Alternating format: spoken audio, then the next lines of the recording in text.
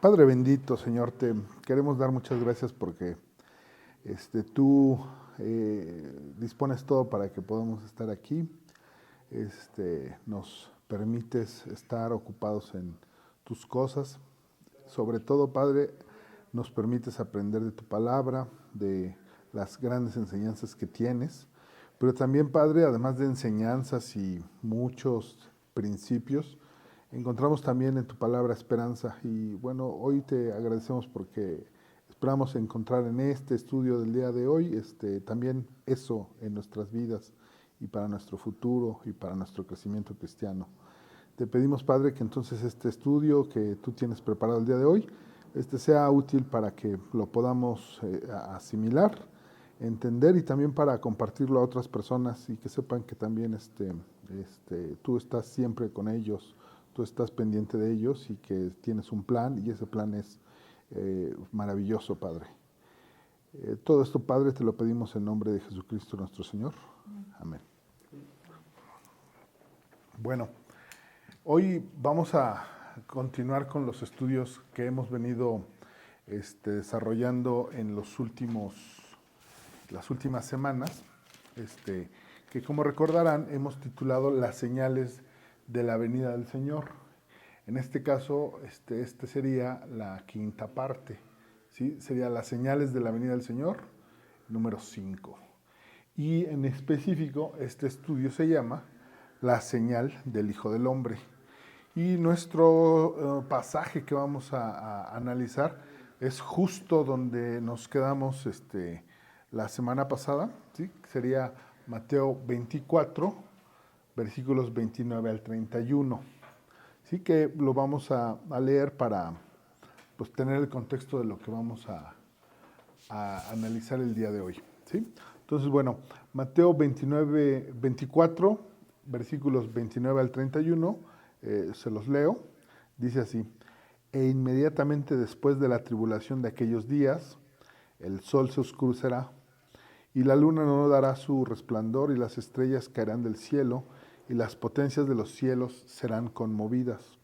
Entonces aparecerá la señal del Hijo del Hombre en el cielo, y entonces lamentarán todas las tribus de la tierra, y verán al Hijo del Hombre viniendo sobre las nubes del cielo con poder y gran gloria. Y enviará sus ángeles con gran voz de trompeta, y juntarán a sus escogidos de los cuatro vientos, desde un extremo del cielo hasta el otro. ¿Sí? Ahorita nos decía, como comentario Miriam, ¿no? Que si vamos a seguir viendo cosas terribles, bueno, sí desde una perspectiva, pero desde otra, esperanza, ¿no? Y es que tenemos que recordar que esta segunda venida de Cristo, pues está muy anunciada, ¿no? Por el propio Cristo, pero también desde antes, ¿no? Y bueno, pero para darle contexto a este pasaje, a este estudio, hay que recordar un par de cosas, ¿no? En principio, ¿por qué está hablando Cristo, Jesús, con sus discípulos de estas cosas, ¿no? ¿Por qué llegamos a este punto, ¿no? Y de inicio, pues sería recordar qué es lo que motivó las respuestas que está dando Jesús a estos discípulos. Entonces ahí les pediría, Miriam, si me ayudas a leer Mateo 24:3, que es donde vamos a encontrar las preguntas que detonan pues todo este discurso de Mateo 24, ¿no? Por favor, Miriam. Y estando él sentado en el monte de los olivos, los discípulos se le acercaron aparte, diciendo: Dinos, ¿cuándo serán estas cosas y qué señal habrá de tu venida y del fin del siglo? ¿Sí? O sea, le están preguntando cuándo van a pasar. Una cosa bien importante, la señal de tu venida, ¿sí? Porque Cristo les estaba diciendo, y se los dijo muchas veces, que era necesario que Él padeciera, que su vida fuera acabada, ¿no? Que Él iba a entregar su vida por ellos y por nosotros, y que, no obstante eso, dejaría a un consolador que es el Espíritu Santo, pero que Él regresaría, ¿no? Entonces los discípulos le están preguntando, ¿cuáles son las señales? Y bueno, pues hemos visto que hay señales terribles, ¿no? En las semanas pasadas, ¿no? Hemos visto que había toda una serie de acontecimientos que pues decíamos, ojalá no estemos ahí para que nos toque verlos, ¿no? Por eso lo que comentaba Miriam hace un momento, ¿no? Vamos a seguir viendo cosas terribles, ¿no? Pues sí, porque imaginarlas y de una perspectiva también vivirlas, ¿no? O sea, ver cómo está descompuesto el mundo y que estas cosas van a incrementarse exponencialmente en frecuencia y en gravedad, ¿no? Pues digamos que nos impresiona, ¿no? Y eso es lo que está a partir del versículo 5 hasta el versículo 28, ¿no? O sea, hay una serie de acontecimientos que son muy fuertes, ¿no? Ahora, decir otra cosa que es muy importante, ¿no? La humanidad, yo podría decirlo así, sobre todo en Occidente, tiene mucho conocimiento, aunque sea incompleto, pero tiene mucho conocimiento de la vida de Cristo, de la primera venida de Cristo, ¿no? Se conoce su nacimiento, ¿no? Se sabe que nació de una virgen, se sabe que nació en Belén, se sabe en muchas circunstancias hasta por la tradición de, pues, digamos, de las fiestas de fin de año, ¿no? Y otras cosas que le agregan a lo que dice el texto de la Biblia. En general se conoce mucho de esa primera venida, ¿no? Creas o no en Cristo, pues conoces hechos de su vida, sabes que el tiempo lo contamos antes y después de Cristo.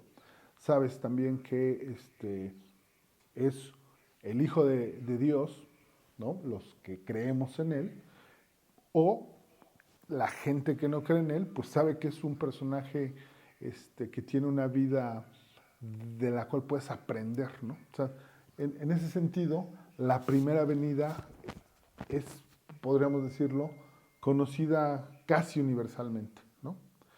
Pero la segunda venida, esa es menos conocida. Y yo te diría que incluso es igual o más importante, ¿no? O sea, la primera es importante porque resuelve el problema del pecado del hombre, pero la segunda va a resolver todos los problemas del mundo, ¿no? O sea, ese nivel. Y sin embargo, esa segunda venida no es tan conocida, ¿no? De hecho, cuando tú llegas a decir como cristiano a otra persona, cuando te preguntan, ¿y tú en qué crees?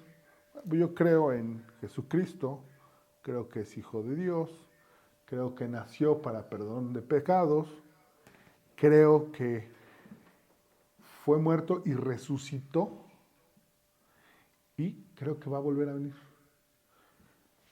Los primeros datos, todos más o menos los son conocidos y te los comprenden. Pero cuando les dices, y creo que va a regresar Cristo, hasta shock, ¿no?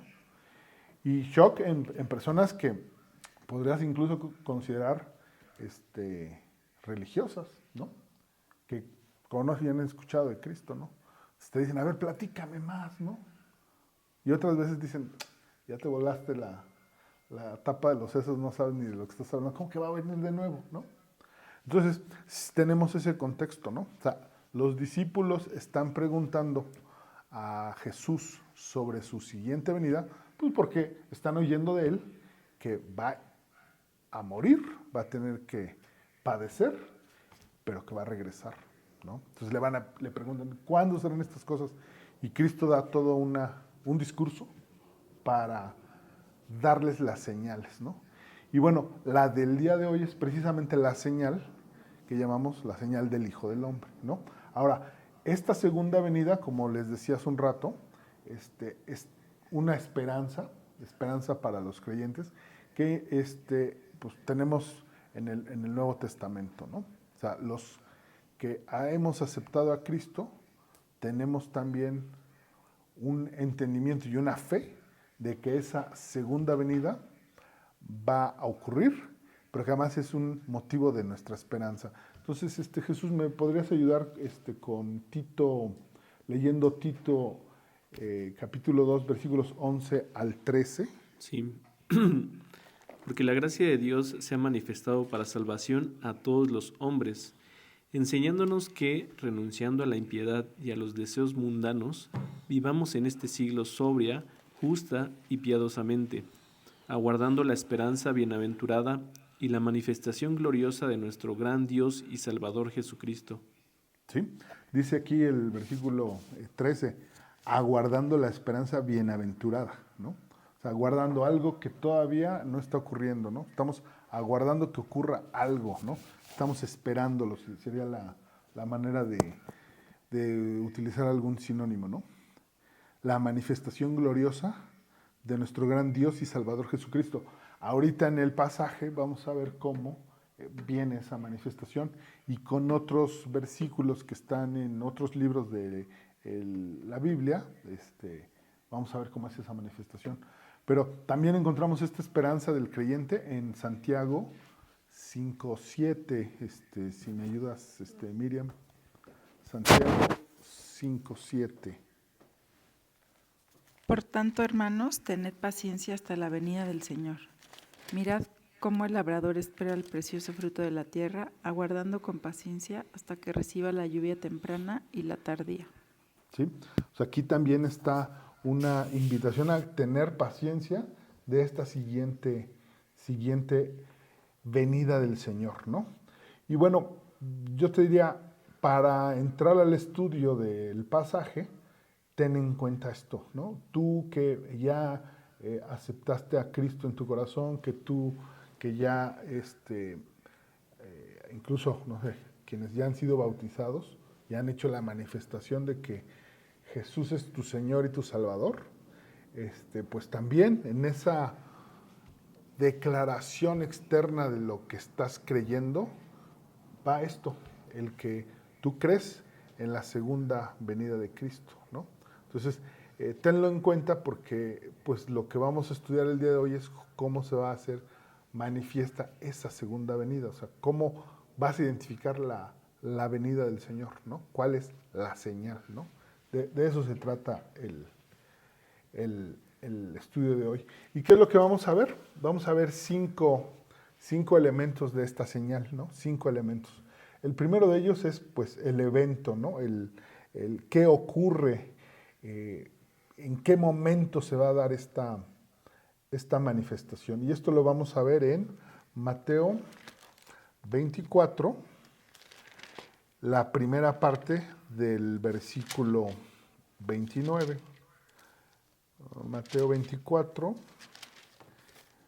la primera parte del versículo 29. Dice el versículo: E inmediatamente después de la tribulación de aquellos días, el sol se oscurecerá, y la luna no dará su resplandor, y las estrellas caerán del cielo, y las potencias de los cielos serán conmovidas. ¿Sí?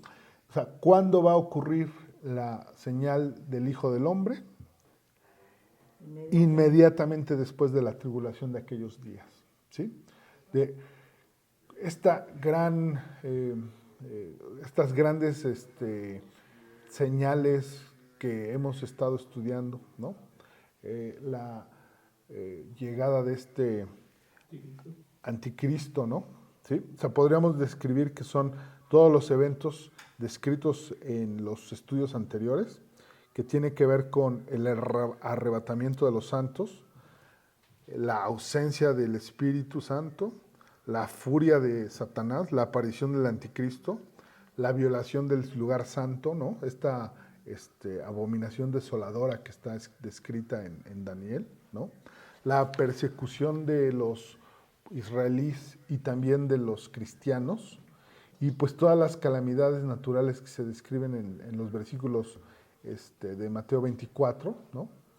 Y todo esto que va a ocurrir en un lapso de 3,5 años, ¿no? Que veíamos por aquí que en Daniel se habla de semanas de años y la mitad de una semana, y que en Apocalipsis está en términos de número de días, que son 1290 días, ¿no? ¿Sí? En ese lapso de tiempo, ¿sí? De que empiezan a ocurrir estas calamidades, va a ocurrir la segunda venida de Cristo, ¿no? ¿Sí? Entonces, ese es el momento, ¿no? Inmediatamente después de la gran tribulación, ¿no? Después de esa gran tribulación, ¿qué es lo que vamos a ver? Que es el segundo elemento, ¿no? El segundo elemento es la escena en el firmamento, que es propiamente una señal que va a estar en el cielo y que va a darnos, pues ahora sí que la primera vista de lo que va a ocurrir, ¿no? Entonces eso lo vemos en Mateo 24, versículo 29, pero en la segunda parte, que como ya se los leí, es la siguiente parte en donde dice, el sol se oscurecerá y la luna no dará su resplandor, y las estrellas caerán del cielo y las potencias de los cielos serán conmovidas. ¿Sí? Esta, por ejemplo, puede ser una descripción que pues, algunos dicen puede ser como un eclipse, ¿no? Pero yo creo que aquí es algo mayor, ¿no? En un eclipse, ustedes que les ha tocado ver alguno, pues sí, el cielo a mitad del día, cuando está resplandeciendo el sol, se oculta y todo se llena de oscuridad como si fuera la noche. Pero dura unos minutos, ¿no? Aquí lo que se está describiendo es que se oscurecerá el sol, ¡pum!, de la nada, quizás en momentos, ¿no? Dice, la luna no dará su resplandor. Entonces yo me quiero imaginar la escena. Se oscurece el sol y la gente empieza a buscar la luna, porque lo normal es que cuando no tienes sol buscas, aunque sea un filito de la luna, ¿no? Pero dice aquí, la luna no dará su resplandor. ¿Cómo es que la luna resplandece? Por el sol. Por el sol. O sea, quiere decir que el sol se va a apagar. Entonces no vamos a tener luz solar, ni el reflejo de la luz del sol en la luna. O sea, por eso este evento en el firmamento, es distinto de lo que nos ha tocado ver, de lo que los científicos miden y llevan a cabo conteo y hasta predicción, ¿no? O sea, tal día, tal fecha, en tal minuto, tal segundo, en tal lugar de la Tierra va a ser visible un eclipse, ¿no? Yo quiero que un científico me diga cuándo se va a dar que el sol no va a reflejar luz en la luna, ¿no? Entonces, por eso estamos hablando de un evento distinto. Y entonces es una señal inequívoca. O sea, cuando la veamos o la vean otras generaciones, no va a haber lugar a dudas de que es algo diferente, ¿no? Y dice, y las estrellas caerán del cielo. Pues imaginemos eso, o sea, las estrellas caerán del cielo.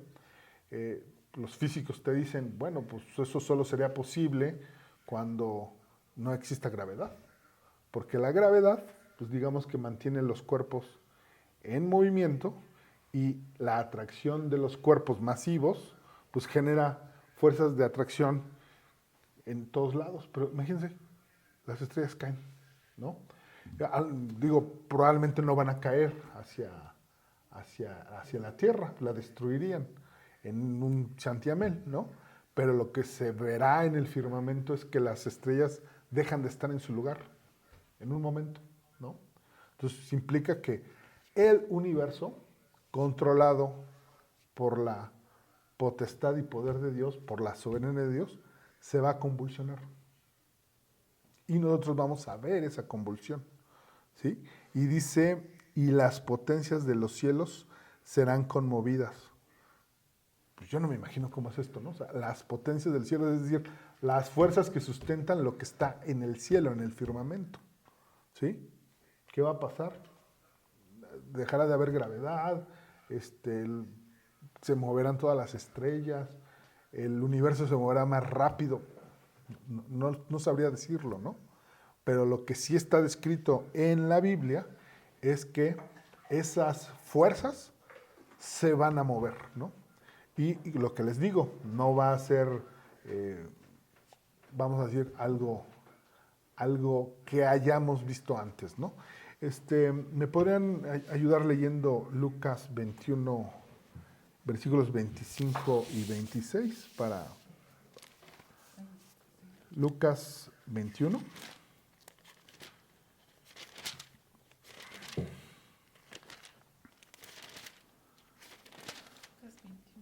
25 al 26.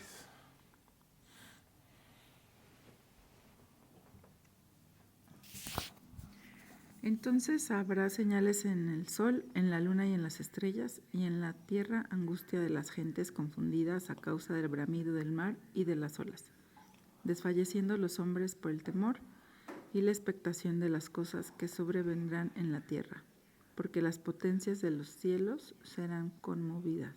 ¿Sí? Aquí hay como un par de datos adicionales, ¿no? O sea, la reacción de las gentes, ¿no? Angustia, confundidas a causa del bramido del mar y las olas, ¿no? Probablemente haya, ustedes saben que la marea y el tamaño de las olas se influye por la cercanía de la luna, ¿no? Si estamos hablando de las potencias del firmamento, es que algo está saliendo de su lugar, algo está siendo conmovido, ¿no? Entonces, bueno, este es otro indicio de que algo en el firmamento, en el universo, va a influir en esta tierra, ¿no? Como señal inequívoca de la venida del Señor, ¿no? O sea, este pasaje en Lucas, pues es, digamos, el correspondiente de Mateo que estamos analizando, ¿no? Y dice aquí, porque las potencias de los cielos serán conmovidas, que es la misma referencia que se hace en Mateo 24, 29. ¿Qué otro versículo nos ayuda a entender esto? Vamos a Hebreos 1.3, Jesús, si me ayudas con él. Y cada uno de estos tiene, si quieres, si hay internet, Sí. ahí sale rápido. No me da el clic. Con control. Control click, ¿no? No. Bueno, eso es cosa de las Mac. Vamos entonces a Hebreos. Hebreos 1:3. El cual, siendo el resplandor de su gloria y la imagen misma de su sustancia, y quien sustenta todas las cosas con la palabra de su poder, habiendo efectuado la purificación de nuestros pecados por medio de sí mismo, se sentó a la diestra de la majestad en las alturas. ¿Sí? Aquí, ¿por qué ponemos este versículo? Porque pensemos en lo siguiente. Dios es quien sustenta la vida, quien sustenta cada uno de los cuerpos celestes y este mundo, o sea, esta tierra, por completo, todo el tiempo. Entonces, ¿qué poder puede tener Dios? Y entonces utiliza el conmover esas potencias del universo, del firmamento, para anunciar algo realmente importante, ¿sí? O sea, una cosa es tocar la puerta, ¿no? Y otra cosa es pegar en todas las ventanas, ¿no? Para que te des cuenta. O sea, si todo el firmamento y sus potencias se van a mover, se van a conmover y te van a empezar a decir algo, es que lo que viene es realmente trascendente. Si todo eso está sustentado por el poder de Cristo, es inequívoco que esa señal es una señal que proviene de Dios, ¿sí? No van a ser señales de alguien más, ¿no? Pensemos en el enemigo. El enemigo no tiene esa potencia. El enemigo no tiene ese poder, ni tiene la soberanía sobre el universo. Por eso esta señal va a ser inequívocamente proveniente de Dios, ¿no? Y si se fijan, son señales muy distintas de las señales que hemos visto en los estudios anteriores de, por ejemplo, el anticristo. Sí, el anticristo va a hacer maravillas, ¿sí? Va a hacer maravillas y va a engañar incluso a algunos de los creyentes. Pero no va a mover las potencias del universo, ¿no? Entonces, digamos que una primera de estas conclusiones que podemos sacar el día de hoy para que tengamos certeza de qué estamos o qué podríamos ver si nos toca este tiempo, es que esta gran señal va a venir precedida de algo universal, o sea, un movimiento que va a ser visto por todos, va a ser comentado en televisión, en radio y en lo que llegue a existir, ¿no? Internet o en lo que se convierta eso del internet, ¿no? Todo el mundo va a estar diciendo, pues, ¿qué está pasando? El sol deja de dar su brillo, la luna no refleja su luz, todo se está moviendo, ¿sí? Entonces va a ser una señal de Dios. Y ese es el primer dato, ¿sí? Que quiero que lo tengamos bien presente, ¿sí? Para que, atestiguando eso, tú puedas estar tranquilo, si es que te toca, ¿no? Que esperemos que no, porque vamos a estar arrebatados antes. Pero que te acuerdes de esto, o sea, si se conmueven las potencias del cielo, es una señal de Dios y que viene algo realmente importante, ¿sí? Ahora, estas señales del firmamento, pues ya también habían sido anunciadas y profetizadas, ¿no? Veamos lo que nos dice Isaías 13, versículos 6 al 11 y luego el 13. Isaías 13.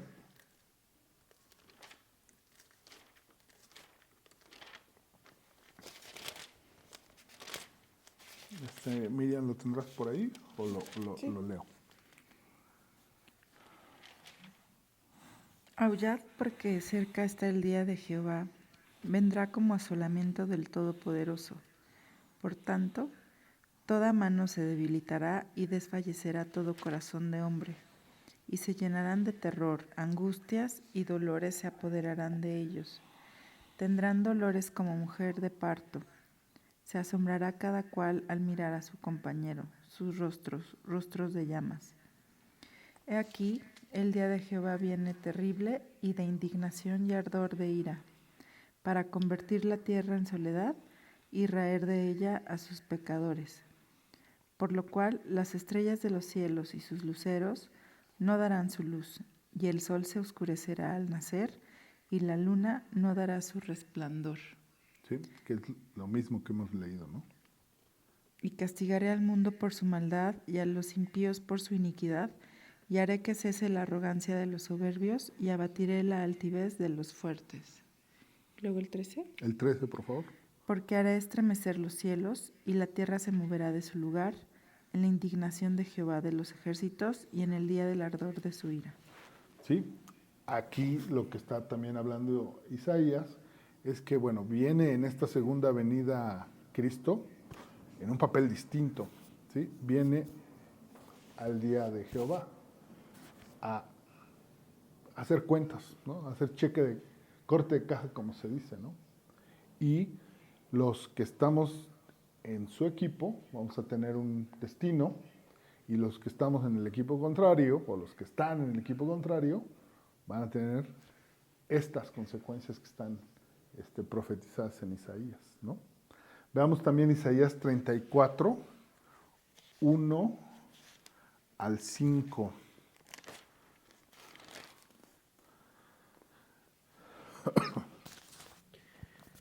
Dice, acercaos naciones, juntaos para oír, y vosotros pueblos, escuchad. Oiga la tierra y cuanto hay en ella, el mundo y todo lo que produce. Porque Jehová está airado contra todas las naciones e indignado contra todo el ejército de ellas. Las destruirá y las entregará al matadero.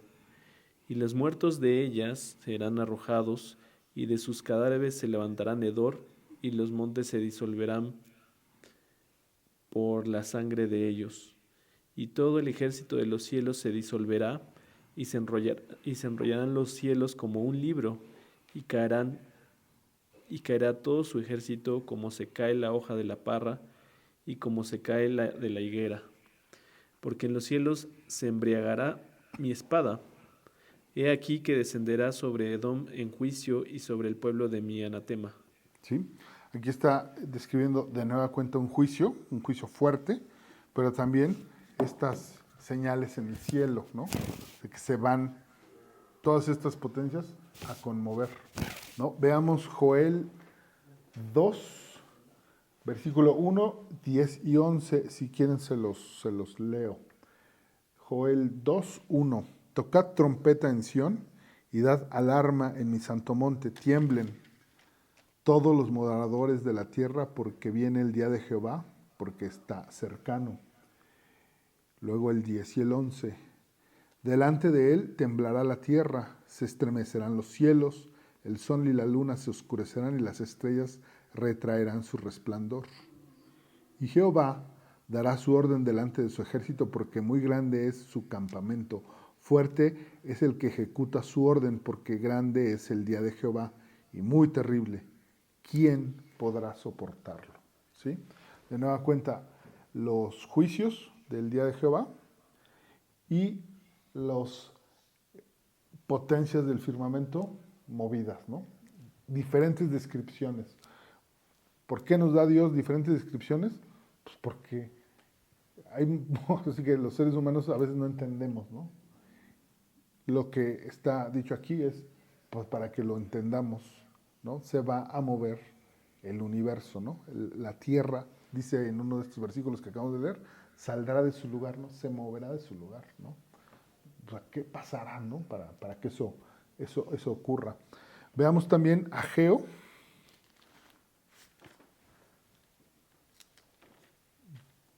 Capítulo 2, versículos 6 y 7, si lo tienes por ahí, Miriam.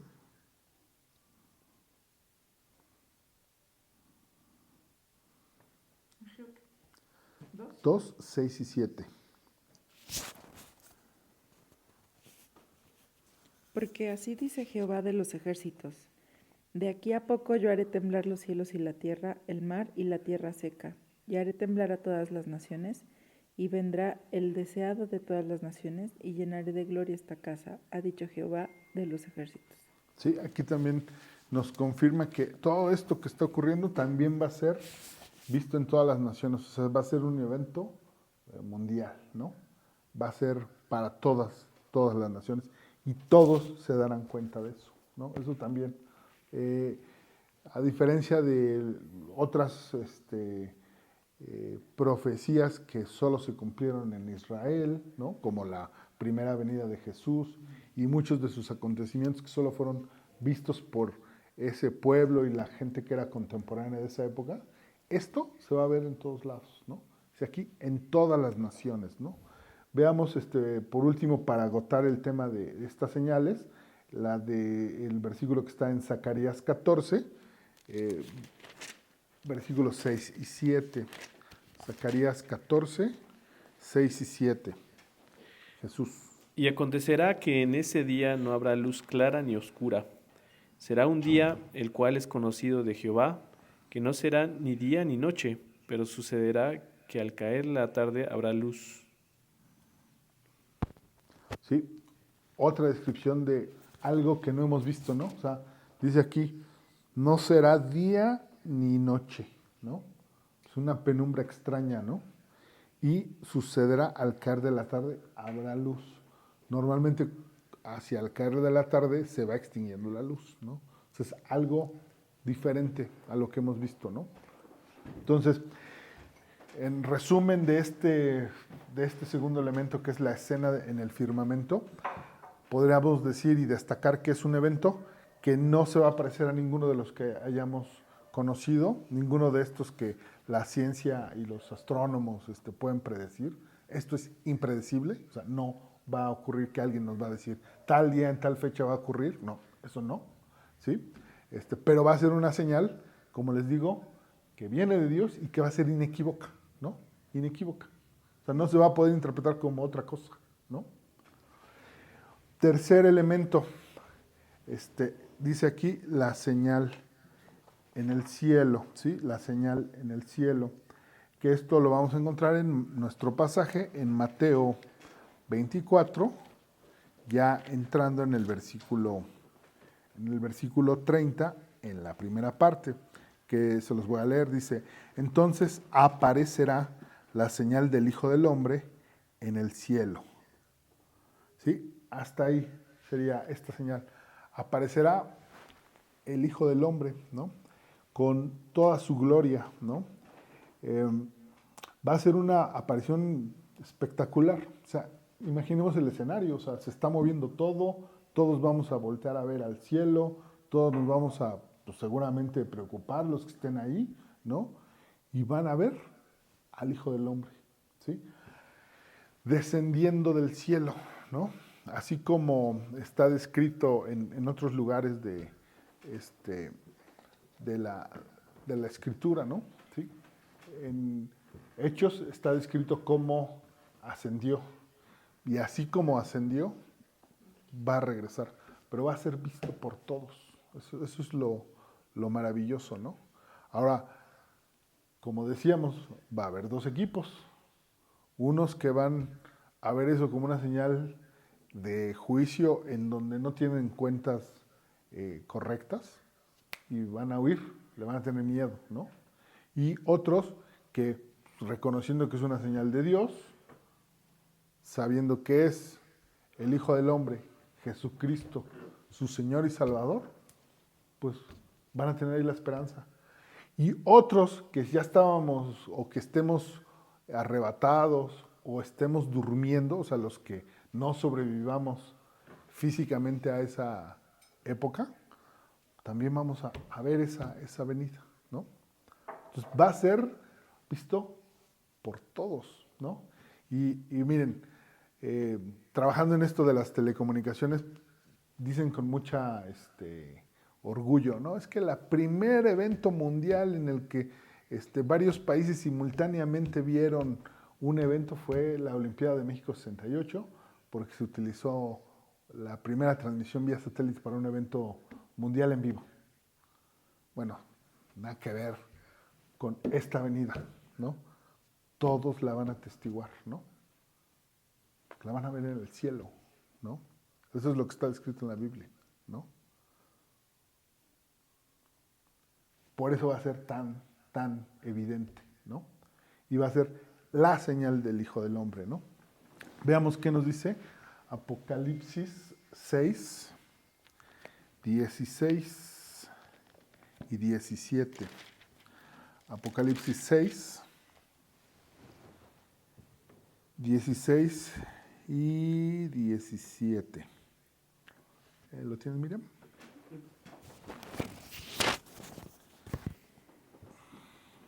Y decían a los montes y a las peñas, caed sobre nosotros y escondednos del rostro de aquel que está sentado sobre el trono y de la ira del Cordero, porque el gran día de su ira ha llegado, ¿y quién podrá sostenerse en pie? Sí, imagínense la impresión, ¿quién podrá sostenerse en pie, ¿no? O sea, de lo que está pasando en ese momento, ¿no? En esa señal.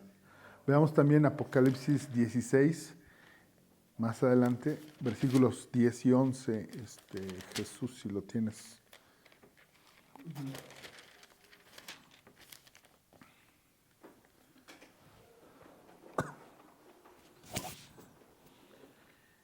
16, 10 y 11, ¿verdad? Sí, por favor.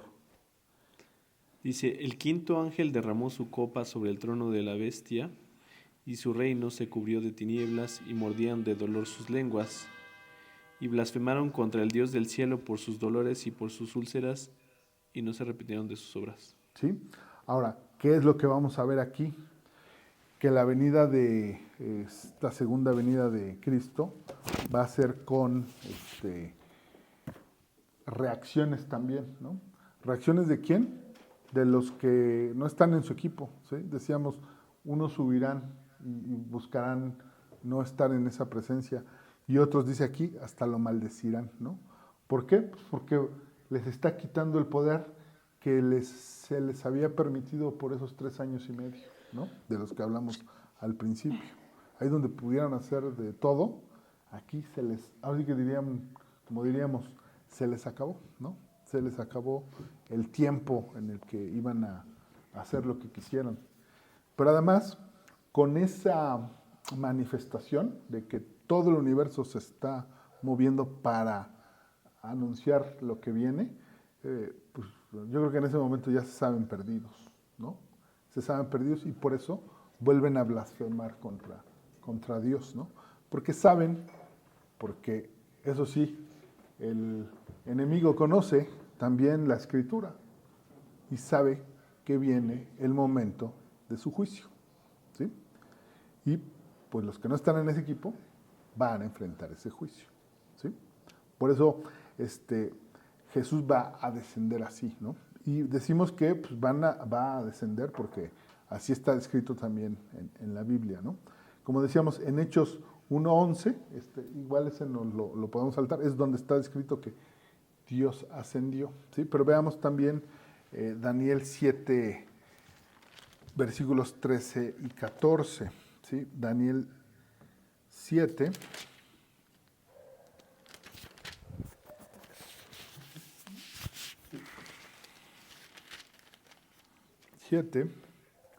Versículos 13 y 14.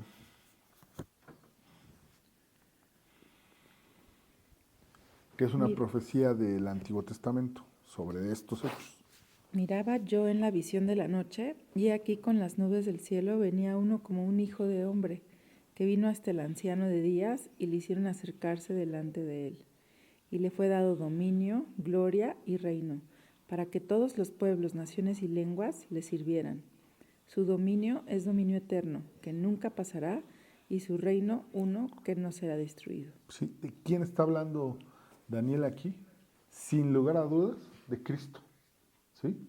Dice, le fue dado dominio, gloria y reino, o sea, soberanía, ¿sí? Poder sobre todos, dice aquí, los pueblos, naciones y lengua, ¿sí? Porque ya ven que ahora hasta dicen, bueno, pues soy de lengua no sé qué en una nación musulmana, ¿no? O sea, para que no haya lugar a interpretación, sobre todos va a tener soberanía, ¿no? Y además, y cuando uno ve estas palabras en la Biblia, hay que tomarlas muy en serio, ¿no? Dice, dominio es dominio eterno.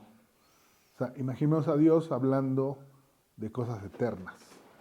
O sea, es para siempre y desde siempre, ¿no? Siempre tuvo ese dominio. Y es el que va a descender, ¿no? Es el Hijo del Hombre, ¿sí? Jesús, Señor y Salvador, soberano de todo, que va a descender en ese momento, ¿no? Entonces, y va a descender además ahorita con una característica que vamos a ver. Pero veamos antes de eso, Apocalipsis 19,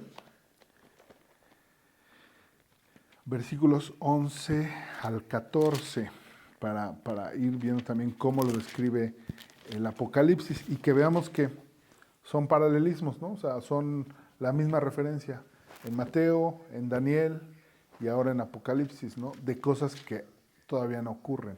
Entonces, si lo tienes por ahí, Jesús 19, 11 al 14. Entonces vi el cielo abierto y he aquí un caballo blanco, y el que lo montaba se llamaba Fiel y Verdadero, y con justicia juzga y pelea.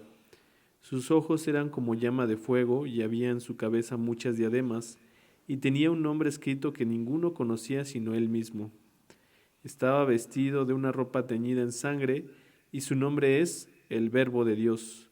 Y los ejércitos celestiales vestidos de lino finísimo, blanco y limpio, le seguían en caballos blancos. ¿Sí? Cuando dice aquí el Verbo de Dios, pues ¿es quién? Jesús, ¿no? El mismo del que nos está hablando Juan 1:1, ¿no? ¿Sí? El que era, el que es y el que va a ser siempre, ¿no? Jesús, Cristo, Señor y soberano de todo, ¿no? Y bueno, más adelante en este mismo capítulo en Apocalipsis 19, en el versículo 16 también dice, y en su vestidura y en su muslo tiene escrito este nombre, Rey de Reyes y Señor de Señores, ¿sí? Tener duda. O sea, por si hubiera alguna duda, ¿quién es quien va a descender ese día de la señal de el Hijo del Hombre? Pues es nada menos que el soberano de todo, ¿no? Entonces ya te va diciendo por qué es importante esa segunda venida, ¿no? Ahora vamos a ver el cuarto elemento, que es su poder y gloria, es decir, cómo llega, ¿no? O sea, si no nos había quedado claro que que se está manifestando, tiene todo el poder de todo porque ya movió el universo, desciende como está descrito desde el Antiguo Testamento, donde el propio Cristo lo está describiendo, y en el Apocalipsis también se está profetizando, ¿no? Desciende con una característica, con poder y con gloria. Esto lo vemos en nuestro pasaje, en el versículo 30 de Mateo 24. ¿Sí? Mateo 24, versículo 30, que lo voy a volver a leer. Dice, entonces aparecerá la señal del Hijo del Hombre en el cielo, y entonces lamentarán todas las tribus de la tierra y verán al Hijo del Hombre viniendo sobre las nubes del cielo con poder y gran gloria, ¿no? Poder y gran gloria. Bueno, el poder viene manifestado desde que todo se está moviendo, ¿no? De todo el universo se está moviendo. Pero también en términos de la soberanía de estos otros que son sus enemigos, que están viendo que ya se les acabó el tiempo y que viene su juicio, ¿no? El temor de quienes no están con Cristo, ¿no? El que sepan que su derrota ya se actualizó, ya se va a dar, ¿no? Que ya estaba descrita desde antes, pero que en ese momento se va a efectuar, ¿no? ¿Sí? Y la gloria, la gloria que pues la verdad no hemos visto en toda su magnitud. Veamos qué dice de esto Apocalipsis 19:20, sí, que estábamos por ahí cerquita hace ratito cuando leíamos, ¿no? Apocalipsis 19:20. Dice, y la bestia fue apresada, y con ella el falso profeta, que había hecho delante de ellas las señales con las cuales había engañado a los que recibieron la marca de la bestia y habían adorado su imagen. Estos dos fueron lanzados vivos dentro de un lago de fuego que arde con azufre. ¿Sí?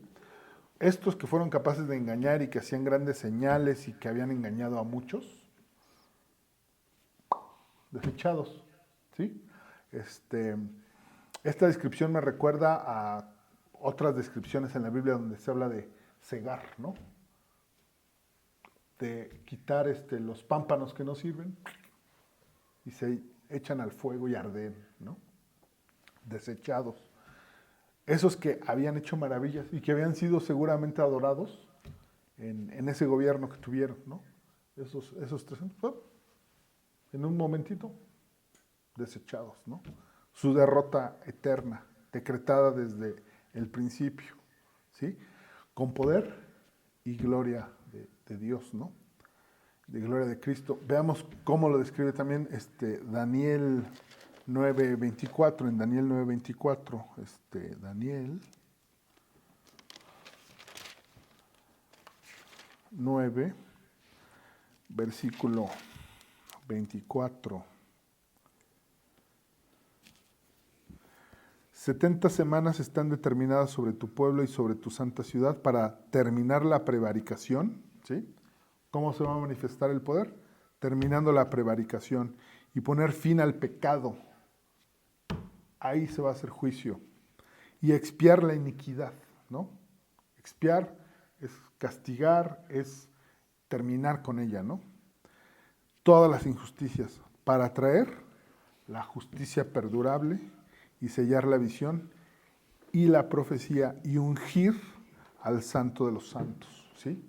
O sea, todos los que estemos o estén en ese momento en el mundo van a saber que es Cristo el soberano de todo, ¿no? Y sus enemigos totalmente aplastados, ¿sí? Se va a terminar el pecado. Pues ahí también van a quedar los pecadores, ¿no? Los pecadores no salvos, ¿no? Porque todos los pecadores, pues somos todos nosotros. Pero la diferencia es que habrá unos salvos y unos condenados, ¿no? Los que creen en Cristo estarán en el equipo de los salvos, ¿no? Vamos a ver también Isaías 11, versículos 4 al 6. Isaías 11, versículos 4 al 6. No sé si lo tengas a la mano, Miriam. Sino que juzgará con justicia a los pobres y arguirá con equidad por los mansos de la tierra, y herirá la tierra con la vara de su boca, y con el espíritu de sus labios matará al impío, y será la justicia cinto de sus lomos y la fidelidad ceñidor de su cintura. Morará el lobo con el cordero y el leopardo con el cabrito se acostará. El becerro y el león y la bestia doméstica andarán juntos y un niño los pastoreará. ¿Sí? Estamos viendo una descripción de otro mundo, ¿no? O sea, se va a acabar el pecado y entonces va a haber restauración del mundo. El plan original en un mundo sin pecado, ¿sí? Aquí lo que estamos viendo en esta figura de el niño que pastoreará, ¿no? Y que morará el lobo con el cordero y el leopardo con el cabrito, ¿sí? Estamos hablando de que ya no va a haber violencia, ¿no? O sea, esta es una figura para decirnos que todo va a ocurrir en paz después del juicio, después de la restauración. Por eso es tan esperanzadora también la segunda venida de Cristo, ¿sí? Ahora, para unos va a haber juicio y condenación, y para otros, restauración de todo y una nueva forma de vivir, ¿sí? El plan original de la concepción del mundo, ¿no? Y ese es como se manifiesta el poder de Cristo, ¿no? Ese es el poder y la gloria, ¿sí? Acabar con el pecado. O sea, si uno quiere pensar y describirle a alguien cómo es el poder de Dios, pues es ese. Solo Dios puede terminar con el pecado, ¿no? Dios diseñó un plan para reparar el problema de pecado del mundo, de cada uno de nosotros, del hombre. Pero también tiene el poder de terminar con el pecado, ¿no? Y aquí es donde de pronto también les puedo decir o les platico que yo hacía una reflexión, porque es además la reflexión con la que algunos también atacan al cristianismo, ¿no? ¿Y por qué no lo hace antes? ¿Y por qué no lo hace ya? Si lo puede hacer, ¿no? ¿Por qué no acaba ya con el pecado? Porque nos está dando la oportunidad de reconocerlo a Él como Señor y Salvador y obtener ese pase gratuito, ¿sí? ¿Por qué? Porque te da la libertad de tomar tus elecciones, ¿no? Y por supuesto que para Él es un gozo mayor si esa elección la tomas por convencimiento y convicción, ¿no? Porque Él podría disponer que se acabe, ¿no? Y va a haber un momento en que lo va a hacer, pues está profetizado y nos está diciendo las señales, ¿no? O sea, de que va a ocurrir, ¿no? Pero te está dando la oportunidad de que tú tengas la experiencia del gozo, que es reconocer a Cristo como tu Señor y Salvador y a Dios, ¿no? Como tu Creador. Ese es un placer. No sé si recuerdas ese momento en el que tuviste el, como le llaman los psicólogos, el insight, de que te cayó el 20 de que Dios existe. Yo tengo un broncón de pecado y necesito un Salvador. Y cuando haces la oración de Salvador y le pides que entre a tu vida y que la gobierne y que tú eres de su equipo, te sientes tranquilo, te sientes distinto, el mundo cambió, ¿sí?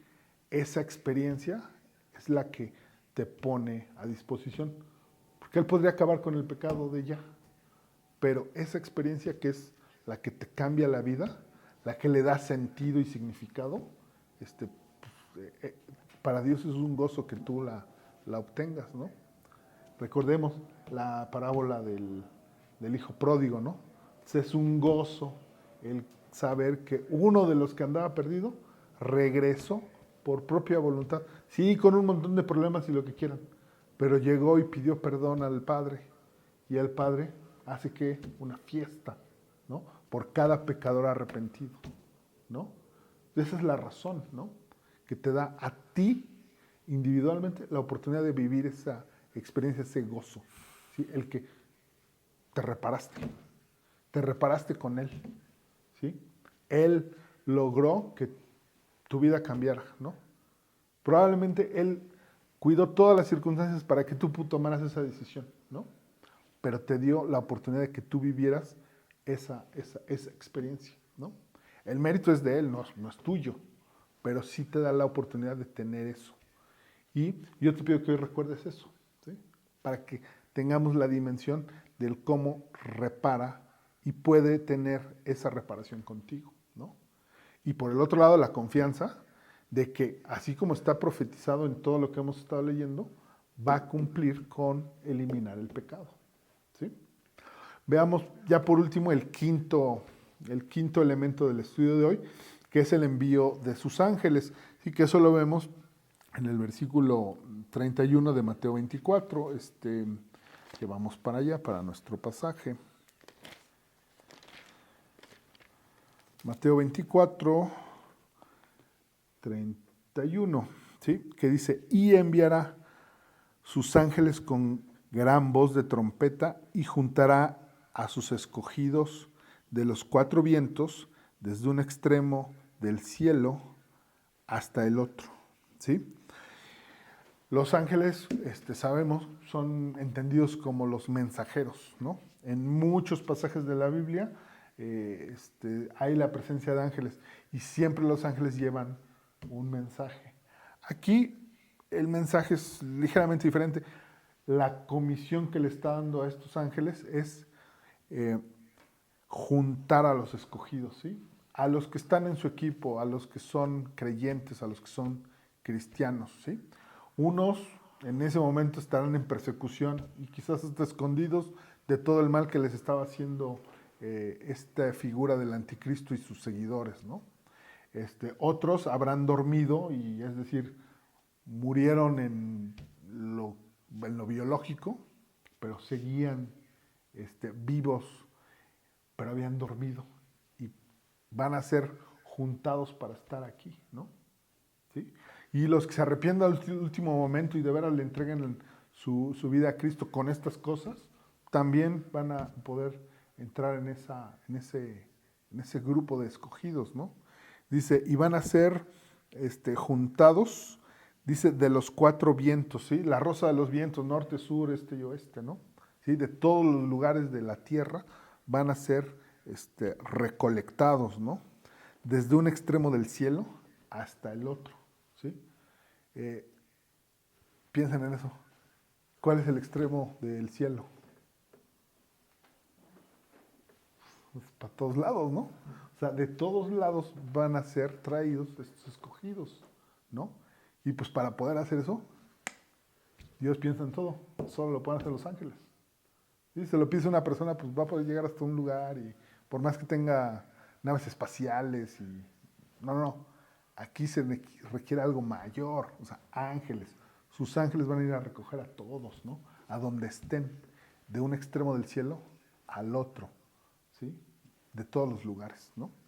Veamos qué nos dice Mateo 13, 41, 40 y 41.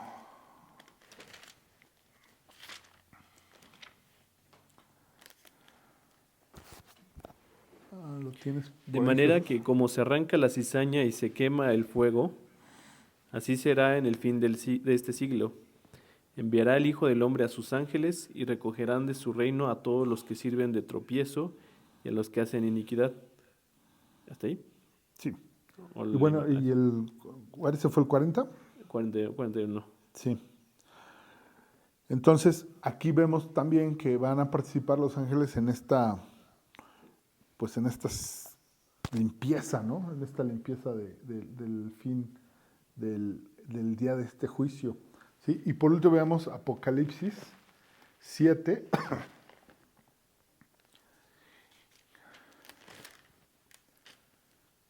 versículos 9, y luego el 13 y el 14. Apocalipsis 7, versículos 9.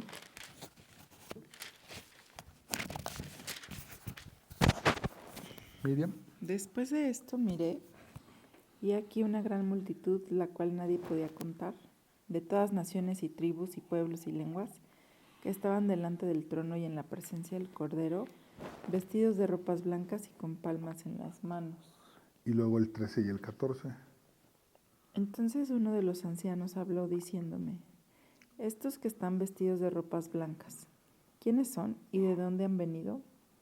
Yo le dije, Señor, tú lo sabes. Y él me dijo, estos son los que han salido de la gran tribulación y han lavado sus ropas y las han emblanquecido en la sangre del Cordero. ¿Sí? Son los salvos.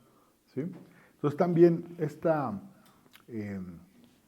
venida del Señor, como les decía, es un juicio terrible, o sea, lo que está descrito, sobre todo en los versículos que leímos de Isaías, es tremendo, o sea, el castigo que viene para este anticristo, sus seguidores y todos los que no acepten a Cristo como su Señor y Salvador, pero para los creyentes, para los cristianos, pues es un día de ver la gloria de Dios, ¿no?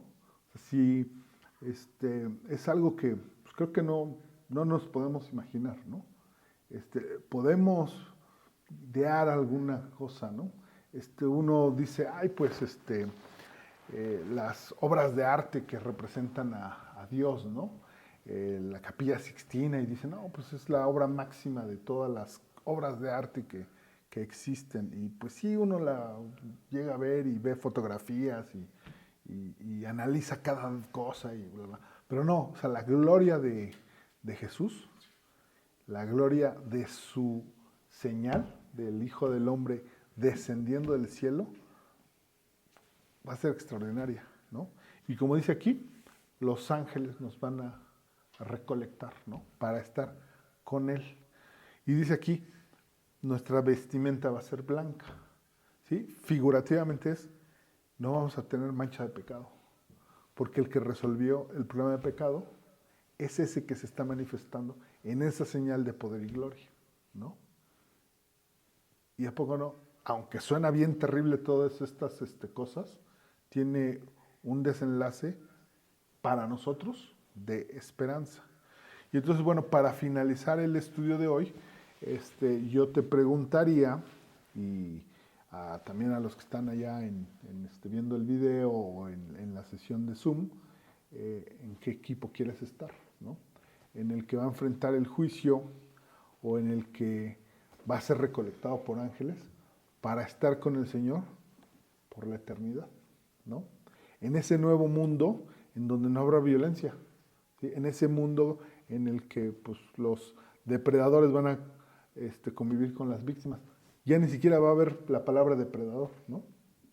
Ni la palabra víctima, ¿no? Es un lugar de paz, ¿sí? Y yo te digo que si tú aún no estás en el equipo de Cristo, pues esta es una buena oportunidad, ¿no? Si en tu lugar íntimo y aquí mismo al escuchar esta predicación, tú oras a Dios y le pides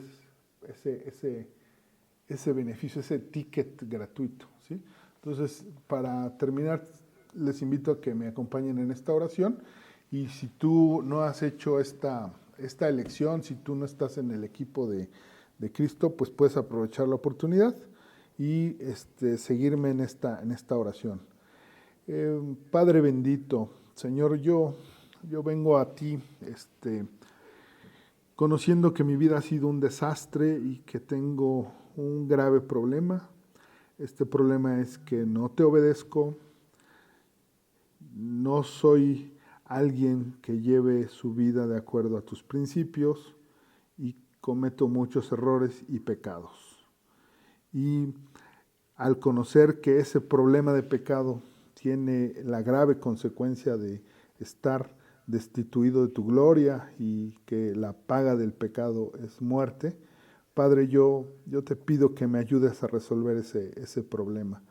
Reconozco que solo tú lo puedes resolver y que tú diseñaste un plan y que en ese plan tú dispusiste que ese pecado pudiera ser lavado y perdonado por la mediación, por la intervención y por la obra que hizo Jesús, que fue muerto en la cruz para que nosotros pudiéramos conseguir la salvación.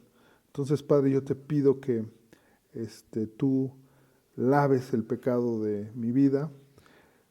Quiero tener a Jesús como mi Señor y Salvador y fundado en estas promesas, en todos los anuncios y todas las promesas que están en la Biblia, yo te pido, Padre, que transformes mi vida, ¿sí? Que quiero ser parte de este grupo de personas que van a ser escogidas para vivir en la eternidad contigo.